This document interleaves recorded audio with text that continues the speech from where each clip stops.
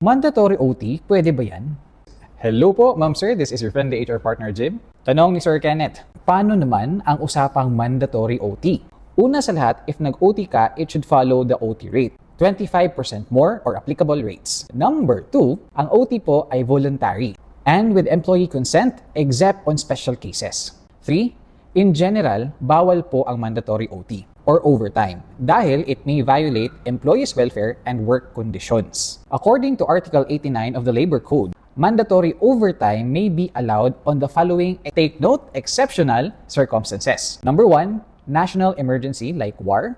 Number 2, prevention of loss or life or damage to the company. Tulad ng mga sunog, of course, OT tayo lahat. Number 3, prevent serious obstruction of the operations. Number 4, urgent repair of equipment or installations, tulad ng pag-ayos ng brake para hindi madisgrasya ang shuttle ng mga employees. Number 5, prevent serious loss of perishable goods, yung mga nasisira na pagkain or prutas. Tandaan, ang magic word po ng mandatory OT ay serious loss. Serious loss.